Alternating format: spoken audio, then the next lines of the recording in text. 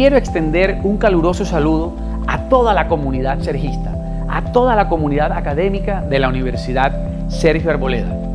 Mi nombre es Rafael Alfonso Porto Cantillo y soy abogado egresado de la Universidad Sergio Arboleda, seccional Santa Marta. Soy autor del libro ¿Por qué cambian las constituciones? Una mirada constitucional al acuerdo de paz en Colombia. Debo decir que la producción académica de esta obra es producto de una investigación que realicé para obtener el título de abogado. Debo decirles que los factores que promueven las constituciones o los factores que obligan a que los textos constitucionales sean reformados son varios, no obedecen a un solo factor. A lo largo de la investigación pude encontrar factores como el capricho del gobernante, los factores reales de poder, los cambios sociológicos, esto es, que las sociedades exigen más y mejores derechos, por lo tanto, ejercen presión social a los actores políticos para que las constituciones sean reformadas. Los trasplantes jurídicos también son un factor muy importante.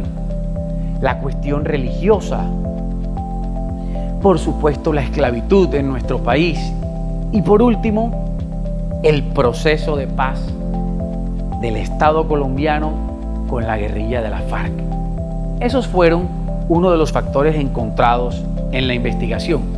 Hay otros factores que realmente se mencionan pero no se profundizan. Por ejemplo, las necesidades y las pretensiones de los partidos políticos, la crisis de la democracia, la crisis de la ética en el poder, entre otros factores. Bien, el libro se divide en 4 capítulos. En el primer capítulo se aborda el tema de la teoría de la reforma constitucional. Se aborda el tema también de la doctrina de la sustitución de la Constitución, donde la Corte Constitucional expone cuando los ejes definitorios de la Constitución son reformados, cambiados o alterados por el constituyente derivado. Ejemplo, cambiar nuestro sistema presidencialista por una monarquía. El segundo capítulo aborda el tema de los antecedentes de las reformas constitucionales en la Constitución inglesa y su revolución en el siglo XVII. Se aborda también el tema de los derechos del hombre y del ciudadano y la Constitución francesa de 1791. Y adicionalmente, se le hace un breve estudio a los desafíos del constitucionalismo latinoamericano en el periodo postindependentista. El tercer capítulo es uno de los más interesantes. Es ese que toca el tema de los cambios sociológicos en Colombia. Se hace el estudio de la Constitución de 1886, es decir, ese camino que tuvo que recorrer la Constitución del 91 para que viera la luz. En ese sentido, se aborda el tema de los antecedentes, se hace un análisis de los antecedentes de la Asamblea Nacional Constituyente, un análisis histórico, político y jurídico. Se toca el tema de la convocatoria a un plebiscito, el proyecto de acto legislativo y finalmente cómo se llega a la Asamblea Nacional Constituyente. El tercer capítulo es uno de los más interesantes de la obra porque se trata el tema de cómo desembocamos en la Constitución de 1991, es decir, todo el recorrido, todo ese camino que la Constitución del 91 transitó para que viera la luz. Esto trata de los cambios sociológicos, puesto que las sociedades reclaman más y mejores derechos.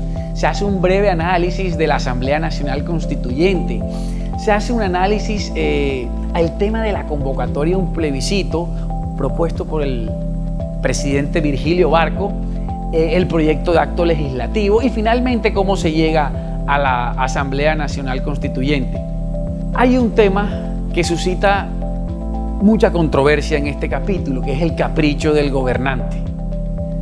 Se abordan dos personajes históricos en el escenario político colombiano, como lo es el libertador Simón Bolívar y el expresidente Álvaro Uribe Vélez, con la propuesta del referendo de Álvaro Uribe Vélez para una segunda reelección, cuando la Corte Constitucional, por decirlo de alguna manera, le coloca freno a una segunda reelección consecutiva por parte del presidente Álvaro Uribe. Se hace un análisis jurídico e histórico también.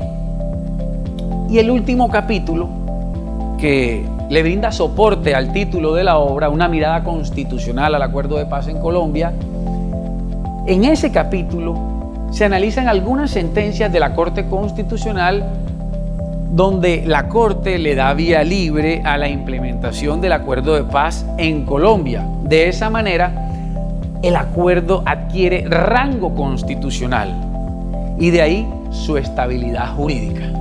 Hay un aspecto supremamente importante en la obra y es sobre el concepto de constitución. Este concepto que ha sido definido por muchos autores y que trae un problema precisamente para poder entender qué es una constitución. Ferdinand Lassalle, el autor de la obra ¿Qué es una constitución?, trae un concepto o una idea maravillosa que deseo compartir con ustedes. El citado autor dice: lo que es la constitución de un país, en esencia, es la suma de los factores reales de poder que rigen en dicho país. Y se preguntarán ustedes, ¿qué son los factores reales de poder?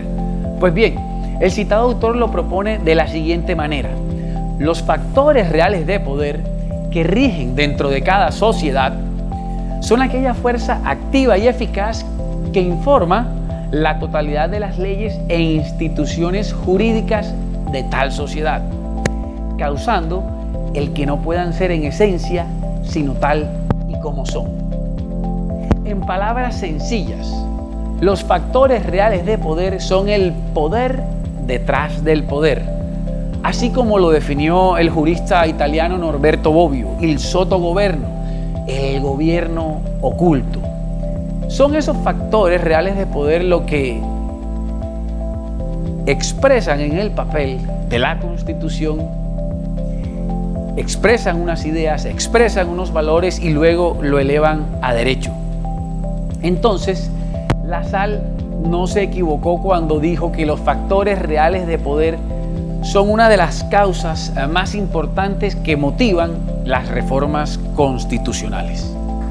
En tiempos actuales, en nuestro país, podemos identificar diversos factores reales de poder, tales como los grandes industriales, el sector financiero, las multinacionales, la banca internacional, la gran prensa, el poder militar, la iglesia, los terratenientes, el narcotráfico, el gobierno de los Estados Unidos, por supuesto, las organizaciones financieras internacionales como el Fondo Monetario Internacional, el Banco Mundial y el Banco Interamericano de Desarrollo. Son algunos de los factores reales de poder que pudimos identificar a lo largo de la investigación.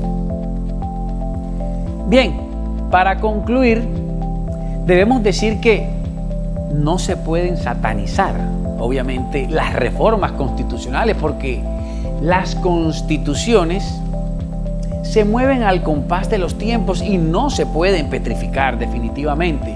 Es decir, no podemos tener la misma constitución durante 100, 200, 300 años sin que sea reformada. Thomas Jefferson dijo que la constitución pertenece a las generaciones vivas, de manera que es menester que las generaciones vivas reformen sus constituciones de acuerdo a sus necesidades. No es dable que los muertos sigan rigiendo con sus constituciones y nos impongan a los vivos una carta que permanezca durante muchos años. Bien, con todo, no se pueden satanizar las reformas constitucionales de ninguna manera.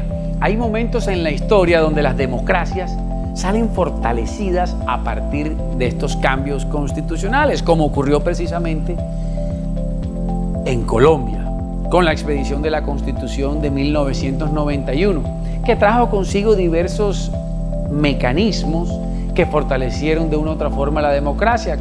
Por ejemplo, la joya de la corona como es la acción de tutela, la creación de la Corte Constitucional, la creación de la Fiscalía General de la Nación, la Defensoría del Pueblo, entre otras instituciones. Thomas Jefferson dijo que las constituciones pertenecían a la generación de los vivos, de manera que no es dable condenar las reformas constitucionales. La Constitución es un ser vivo definitivamente que se adapta a los tiempos y que se adapta a las necesidades sociales. Hay que tener en cuenta como fuente de derecho la realidad social, el derecho viviente, y la Constitución no puede darle la espalda, ni el derecho, por supuesto, a la realidad social. Una Constitución también es un acuerdo de paz, y esto lo digo con base en el acuerdo de paz que el Estado colombiano suscribió con la guerrilla de las FARC. En conclusión, si una Constitución es un instrumento de paz que refleja el espíritu de la nación donde es creada, donde además es plasmada la cultura jurídica, política, económica y social de un país, debe prestarse especial atención a lo siguiente. Quien maneja la Constitución, maneja el poder. Entonces, cuando una Constitución cae en manos equivocadas, no es más que un puñado de buenas intenciones.